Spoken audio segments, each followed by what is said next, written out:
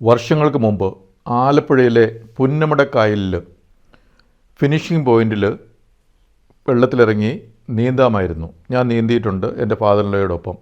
ഒരു കരയിൽ നിന്ന് മറ്റേ കരയിലേക്ക് നീന്തുക, തിരിച്ചു വരിക.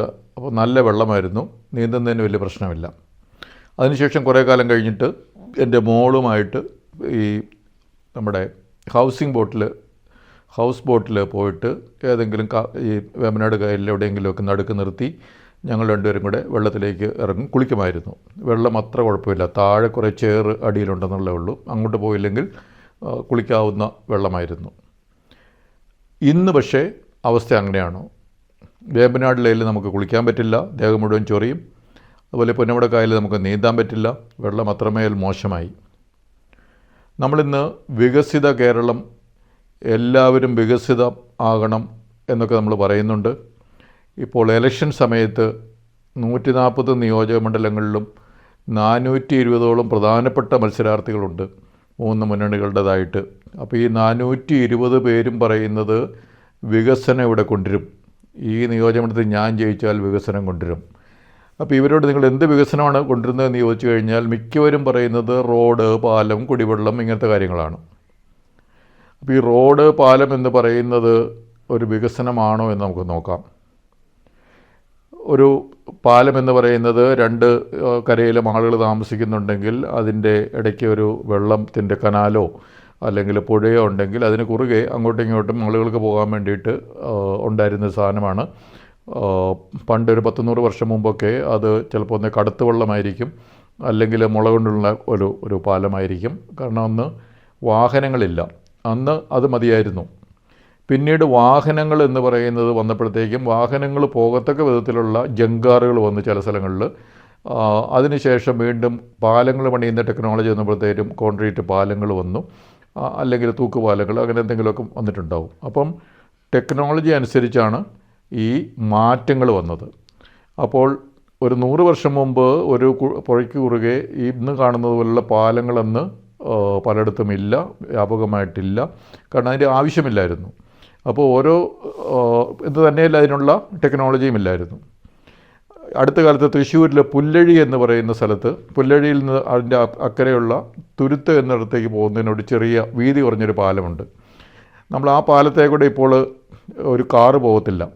കാരണം വർഷങ്ങൾക്ക് മുമ്പ് അത് നടക്കാൻ വേണ്ടി പണിത ഒരു പാലമാണ്. അന്ന് നടക്കേണ്ട ആവശ്യമേ ഉള്ളൂ, അങ്ങോട്ടും ഇങ്ങോട്ടും വണ്ടി പോകുന്ന ഒരു ടെക്നോളജി അന്ന് നമ്മുടെ നാട്ടിലില്ലായിരുന്നു. നമ്മുടെ വാഹനങ്ങൾ, കാറുകൾ ഒക്കെ വളരെ വ്യാപകമായിട്ട് മനുഷ്യർ ഉപയോഗിക്കാൻ തുടങ്ങിയിട്ടൊരു 60-70 കൊല്ലങ്ങളായിട്ടുള്ളൂ കേരളത്തിൽ. അതിനു മുമ്പ് എല്ലാവരും കാർ ഉപയോഗിക്കുക, എല്ലാവരും ബൈക്ക് ഉപയോഗിക്കുക, അല്ലെങ്കിൽ ബസ് ഉപയോഗിക്കുക എന്നുള്ള കാര്യങ്ങളൊക്കെ വളരെ അടുത്ത കാലത്ത് 60-70 കൊല്ലമേ ആയിട്ടുള്ളൂ. അപ്പോൾ അതിനു മുമ്പ് മനുഷ്യർക്ക് നടന്ന് അങ്ങോട്ടും ഇങ്ങോട്ടും പോയാൽ മതി, അല്ലെങ്കിൽ കടത്തിൽ പോയാൽ മതി എന്നുള്ളതാണ്. അപ്പോൾ ഈ പാലം വരുന്നത് എന്ന് പറയുന്നത് ഒരു ചേഞ്ചാണ്, ഒരു മാറ്റമാണ്. അത് ഈ പുല്ലഴിയിൽ തുരുത്തിലേക്കുള്ള ആ പാലത്തിന് ഇന്നും വീതി കുറവാണ്. അപ്പോൾ ഇപ്പം നമുക്ക് തോന്നും അക്കരയിലേക്ക് കാറ് പോകാൻ പറ്റത്തില്ലല്ലോ, കാറ് പോകണമെങ്കിൽ നമുക്ക് എന്താ വേണ്ടത്, വീതിയിൽ പണിത് കൂടായിരുന്നു അന്ന് എന്നുള്ള ഇവർക്കൊരു ദീർഘവീക്ഷണം ഇല്ലല്ലോ എന്നൊക്കെ നമുക്ക് തോന്നായി പണിത ആളുകൾക്ക്. തീർച്ചയായിട്ടും അവർക്ക് ദീർഘവീക്ഷണം ഇല്ലാത്തതല്ല, 2 കാരണങ്ങളുണ്ടാവും. ഒന്നെങ്കിൽ ആ പണിത ആ അതോറിറ്റിക്ക് അധികം പൈസ ഇല്ല, പണം ഉള്ളതുകൊണ്ട് ഉള്ള പണം വെച്ചിട്ട് അങ്ങ് പണിതു. രണ്ടാമത്തെ കാര്യം, അതിൻ്റെ ആവശ്യമില്ല. കാരണം അങ്ങോട്ടും ഇങ്ങോട്ടും പോകാൻ, അതുപോലെ വണ്ടികൾ, കാറുകൾ അങ്ങോട്ടും ഇങ്ങോട്ടും പോകാനുണ്ടെങ്കിൽ മാത്രമല്ല അതിൻ്റെ വീതിയിൽ പണിയേണ്ട ആവശ്യമുള്ളൂ, അല്ലാതെ ഒരു വേസ്റ്റാണല്ലോ. അപ്പോൾ ഇതൊരു മാറ്റമാണ്. പക്ഷേ ഈ സഞ്ചാരത്തിന് വേണ്ടിയിട്ടുള്ള ഈ കാര്യങ്ങൾ ഓരോ ആവശ്യമനുസരിച്ചും ഉണ്ടാകുന്ന, അതുപോലെ ടെക്നോളജി അനുസരിച്ച് ഉണ്ടാകുന്ന ഒരു മാറ്റം മാത്രമാണ്. അത് നമ്മളിപ്പോൾ അത് വികസനമാണ് എന്ന് പറഞ്ഞു കഴിഞ്ഞാൽ അതൊന്നും അല്ല വികസനം. അതുപോലെ കേരളത്തിൽ ഇന്ന് ഈ പാലങ്ങളും റോഡുകളുമൊക്കെ നമ്മൾ ജനിച്ചപ്പോൾ മുതൽ മരിക്കുന്നവരെ ഇവിടെ പണി നടന്നുകൊണ്ടിരിക്കുകയാണ്. അപ്പം നമ്മൾ ഏതെങ്കിലും ഒരു കേരളത്തിൽ നിന്ന് തെക്കോട്ട് വടക്കോട്ട് വരെ നമ്മൾ പോയി കഴിഞ്ഞ് കഴിഞ്ഞാൽ എപ്പോഴും എവിടെയെങ്കിലും പണി നടന്നുകൊണ്ടിരിക്കുക. ഒന്നെങ്കിൽ പാലത്തിൻ്റെ പണിയായിരിക്കും, പാലത്തിൻ്റെ വീതി കൂട്ടലായിരിക്കും, അല്ലെ അടുത്ത പാലം പണിയിലായിരിക്കും, അല്ലെ പാലത്ത് പൊക്കത്തി പണിയായിരിക്കും, അല്ലെങ്കിൽ റോഡ് ഒന്നാമത് ടാറിടുകയായിരിക്കും, അല്ലെ പുതിയ ടാറിടുകയായിരിക്കും, അല്ലെ അതിന് വീതി കൂട്ടുമായിരിക്കും, അല്ല മേൽപ്പാലം പണിയായിരിക്കും. ഒരിക്കലും ഇതിൻ്റെ പണി തീരുന്നില്ല. അപ്പോൾ സ്റ്റെബിലിറ്റി ഓഫ് ഇൻഫ്രാസ്ട്രക്ചർ എന്ന് പറയുന്നത് വികസനത്തിൻ്റെ അല്ലെ വികസിത രാജ്യങ്ങളിൽ നമ്മൾ കാണുന്നൊരു കാര്യമാണ്. അവിടെ നമ്മൾ സ്ഥിരം പണി നടന്നുകൊണ്ടിരിക്കുന്നില്ല. അവിടെ ഒരു റോഡ് പണിത് കഴിഞ്ഞ് കഴിഞ്ഞാൽ ആ റോഡ് പിന്നെ അവിടെ ഉണ്ടാവും, പാലം അവിടെ ഉണ്ടാവും. പിന്നെ വേറെ എന്തെങ്കിലും ഒരു ഒരു വേറെ പ്രദേശത്തോടെ അല്ല ഓൾട്ടർനേറ്റ് റോഡ് വേണം പാരലായിട്ടുള്ള ഒരു കാര്യങ്ങളൊക്കെ ആയിരിക്കും അവിടെ നടക്കുക. പക്ഷേ ഇവിടെ സ്ഥിരം പണിയാണ്. അപ്പോൾ കഴിഞ്ഞ ദിവസം ഒരാളുടെ ഞാൻ ചോദിച്ചു, എന്താണ് ഇവിടെ നമ്മൾ ജനിക്കുമ്പോൾ മുതൽ മരിക്കുന്നവരെ കേരളത്തിൽ നമ്മൾ ഒരു പണി തീർന്ന റോഡേ കൂടെ സുഖമായിട്ട് നമുക്ക് യാത്ര ചെയ്യാൻ നമുക്ക് പറ്റത്തില്ല. കാരണം ഞാൻ കേരളത്തിൽ പല ജില്ലകളിൽ ഇങ്ങനെ ജോലി ചെയ്യുന്നതുകൊണ്ട് കാസർഗോഡ് വരെ പണ്ട് പോകുമായിരുന്നു. അപ്പോൾ ഇടയ്ക്കിടയ്ക്ക് പണികൾ നടന്നുകൊണ്ടിരിക്കും. ഇന്നും നമ്മൾ കാസർഗോഡ് മുതൽ തിരുവനന്തപുരം വരെ അങ്ങോട്ടും ഇങ്ങോട്ടും പോയി കഴിഞ്ഞാൽ സ്ഥിരം പണി നടന്നുകൊണ്ടിരിക്കുകയാണ്. അത് ഒരിക്കലും നമ്മുടെ പണികൾ കഴിയുന്നില്ല. അപ്പോൾ ഈ പണികൾ കഴിയാതിരിക്കുന്നത് ഇനിയും എന്തിനാണെന്ന് ചോദിച്ചു കഴിഞ്ഞാൽ, ഒന്ന്, ഇതൊക്കെ പണിതുകൊണ്ടിരുന്നാലേ എല്ലാവർക്കും പൈസ കിട്ടത്തുള്ളൂ. പൈസയുടെ സർക്കുലേഷന് വേണ്ടിയിട്ടാണ് ഈ പണി നടന്നുകൊണ്ടിരിക്കുന്നത്. അഴിമതിയുടെ ഒരു കാര്യമാണ്.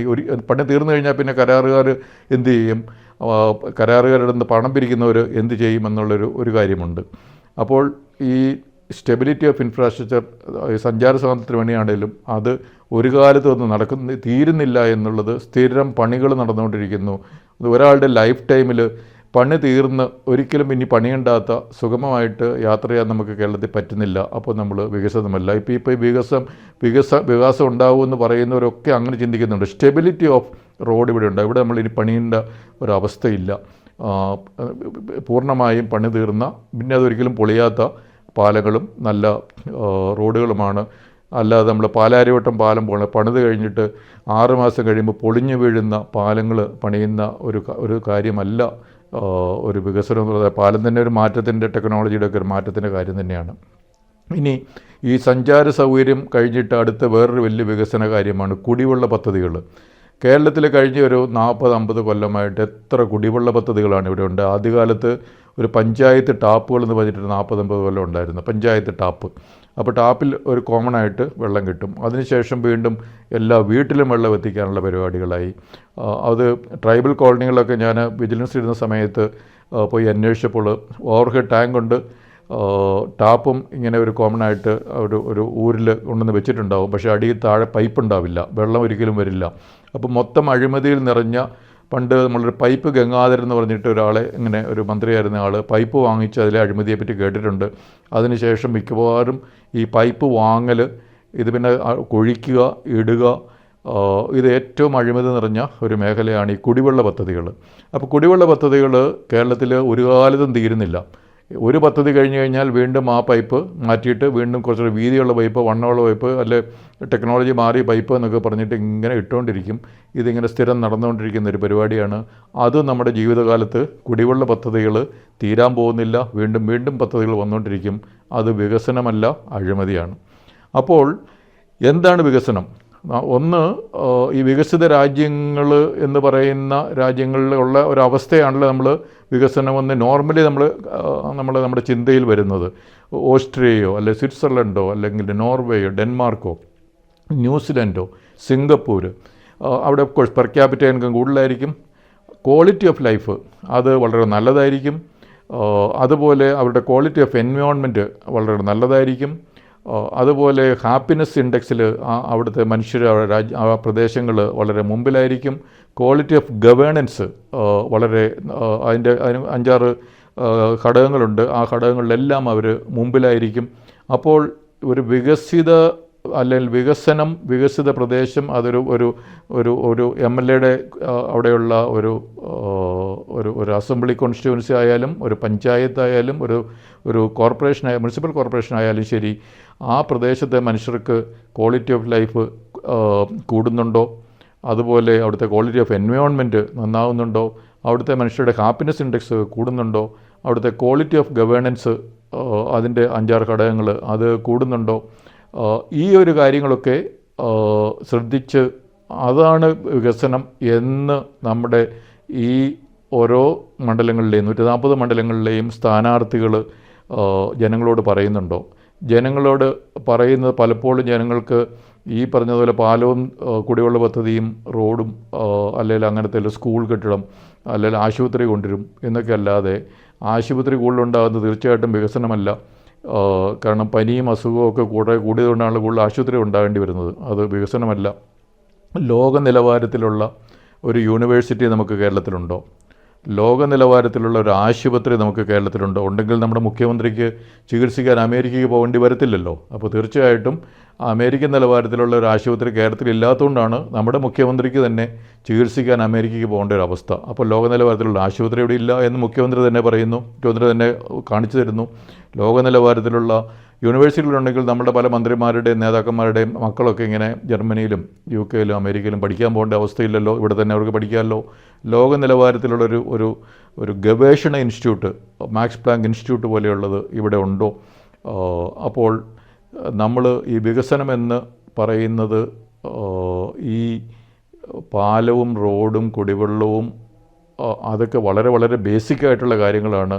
ഒരു വികസിത രാജ്യങ്ങളിലെ സ്വപ്നം കാണുന്ന, വികസിത രാജ്യങ്ങൾ അറ്റ്ലീസ്റ്റ് പടങ്ങളിലും സോഷ്യൽ മീഡിയയിലുമൊക്കെ കാണുന്ന ഇന്നത്തെ കാലത്തെ മനുഷ്യർ തീർച്ചയായിട്ടും കാണുന്നത് ക്വാളിറ്റി ഓഫ് ലൈഫും ക്വാളിറ്റി ഓഫ് ഗവേണൻസും ക്വാളിറ്റി ഓഫ് എൻവയോൺമെൻറ്റും ഹാപ്പിനെസ്സിൻ്റെ ഘടകങ്ങളും ഒക്കെയാണ് അവർ ആഗ്രഹിക്കുന്നത്.